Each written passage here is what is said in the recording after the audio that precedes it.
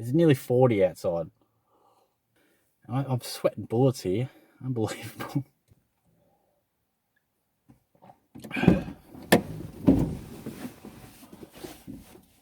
Welcome to Shorty SuperCoach, and today we're going to take a look at the premiums through the midfield.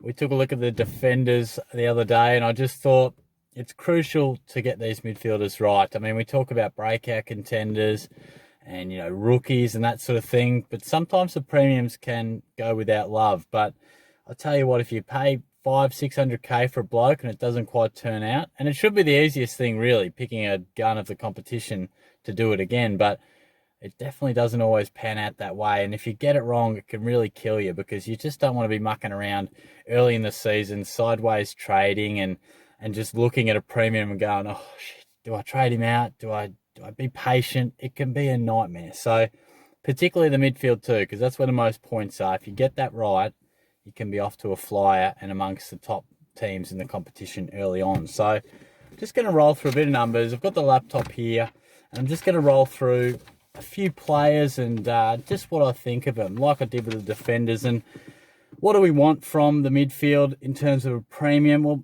you basically want them to average more than 107. I think that's a reasonable guide. 105, probably not enough. Ideally 110. But if you started a bloke and your average is 107, you're not going to sneeze at it. It's reasonable.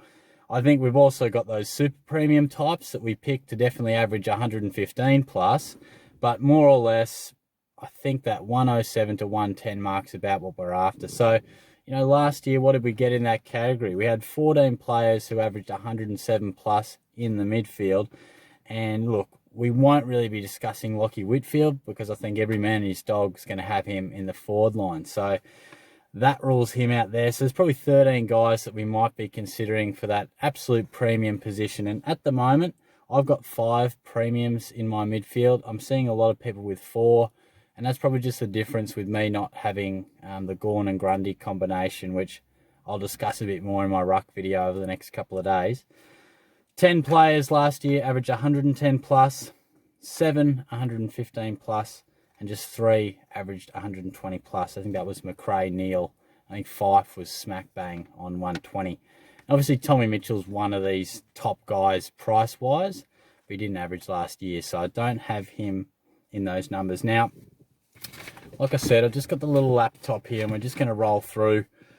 I'll try and just give you a few little dot points and things like that on these players. And then there's, 5 or 6 players that I've also discussed that I don't think are priced like a premium, but just a little bit under and should be considered for your starting squad. So, firstly, Jack McRae, he's the top price player in our mids, 668K. He's in a third of sides just about at the moment. Very popular, 123.2 last year. And you can't really go wrong. He's just been an absolute beast of late. Continues to win contested ball, outside ball. He's just a magnet. So it's hard to argue. The only knock, a bit like, a number of gun mids we've had over the years, the only knock could be that you're paying absolute top dollar. But I remember last year I said, he's going to drop off. I think he'll average about 115. And he didn't. He backed it up. So it's hard to argue second time around. He's gun. Lachie Neal, also massively considering him. At the moment, I've got Josh Kelly, but, I'm strongly considering Neal. He's in 26% of sides, 121.3 last year. And I'm not telling you anything you don't know. He's a superstar. The only thing you might say is he copped a little bit of attention at times, probably in the second half of the year, and maybe the tagger got the better of him, but we don't see tagging too often these days, so I think we can rely upon that. Nat Fife, absolute superstar. I mean, they're the cream of the crop. Those 3 guys, the only 3 guys averaged 120 plus last year. They were just outstanding. Fife's in 40% of sides. A lot of love for him. Him and Cripps, heaps of love. Josh Kelly, really interesting prospect. I think for whatever reason, he doesn't get the love. Now, he's in my team at the moment. But, for whatever reason, he just doesn't receive the same love as these other guys. Is it because he isn't as, well-renowned in terms of doing it on the TV screens or doing it in finals as much as maybe some of these guys? But Fife and Cripps haven't done it either. For whatever reason, Kelly is in 10% of sides. He's in my side at the moment. I think it's a jet. The only thing I could think of is is maybe people don't associate him with an absolute contested beast, but he's the Rolls Royce. I really do think 117.4 last year. I really think if he can play 22 games, he's a very, very good option. So I really like the look of him, and it'll be interesting to see how that number changes, that percentage of ownership. Paddy Cripps, one of my absolute favourites. He just about picks himself. Look, he's a guy who can genuinely average 120, and he's sitting just under that, but I think we'll be picking him for many, many years. He'll get a little bit of help, as a developing Carlton midfield, but he's an absolute superstar. Josh Dunkley, he's priced at 632k. He's in 17% of sides, and I could only imagine there's a little bit of concern about not his position, because he has been thrown around, but I think surely now it's clear what he is. He's an absolute inside mid gun, magnet ball winner. But I just think maybe with Bont and McRae and Dunkley's the youngest, and will he get more attention this time around? He hasn't been exposed to that. It's a hell of a lot of like heaps of coin to pay for a relatively inexperienced player. That's probably the only reason I can think people aren't just lock and loading him like some of those other names. Tommy Mitchell, really interesting one. I'm really concerned. I'm not on board because 630k for a bloke who's just coming back from a major injury, it's just not for me. He's not that heavily discounted. I know he had some lofty heights, but he's just a guy that I think we'd expect would start fairly slow. Wouldn't be a surprise if he started the season somewhat slowly, and we can pick him up when he gets rolling. I don't see the advantage of starting him. I really don't. Paddy Dangerfield, also in about a third of sides. Really interesting with Paddy, 625k. He's had some peak seasons, averaging 120 odd, higher than that. I think he averaged, was it 130? I need to look that up, but let's see if I can get internet out here. I can.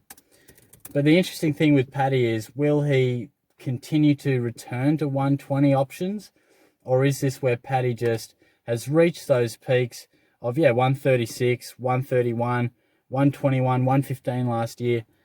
Will he now just be sort of a 110 to 115 guy, or will the Cats, with sort of one last hurrah at the flag, will he continue to dominate? So he's in my side. That's not a Geelong bias. I genuinely think he's a good selection, but I think he's slightly unders, and probably as cheap as we've been able to pick Paddy for a long time. Marcus Bontempelli, he's in 10% of sides, and I think the concern with him is he often can catch fire within a season, but doesn't always produce it throughout.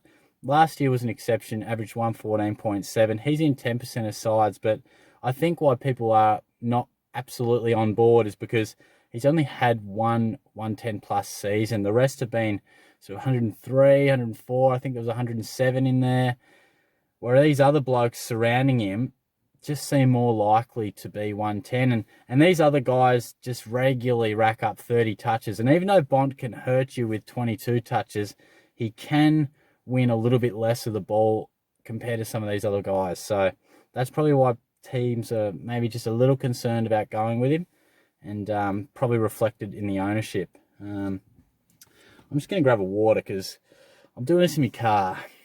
I really got to start doing this in my room. It's nearly 40 outside. I parked my car in the garage, thought it'd be cooler. I wound the windows down for like half an hour. I'm sweating bullets here. Unbelievable. I really got to move inside very soon. But and after the Bont, we've got Treloar, and he's a really interesting guy. He was I picked him, and this is what I mean, how premiums can go wrong. I picked him and started with him when I thought he would average 110, and all the rage was what a terrible ball user he was, and he just could find like 35 touches but use it terribly and score 107.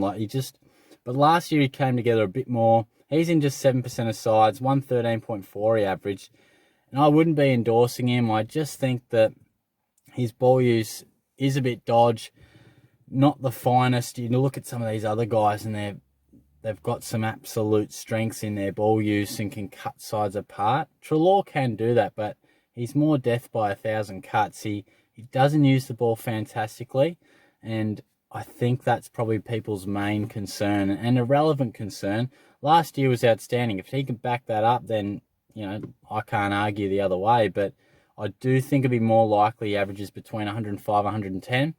I feel like we're buying him at his top, which, sometimes you can do. Like you might buy a Neil or a Fife or a McRae at their top because they're so good. But a Treloar who, this might be his top, he might, for the rest of his career, average 108, then 105, 111. Like, I think we're buying him in his absolute high point.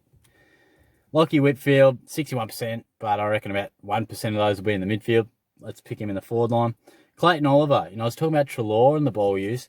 Oliver has also come under a lot of scrutiny. He's in 14% of sides, and interestingly, he's in my side as well. And as I go through this, I feel like my side's not unique, but, a few different options through the midfield, which I'm glad because I didn't pick it because of that. But, can Melbourne bounce back? Can Oliver bounce back?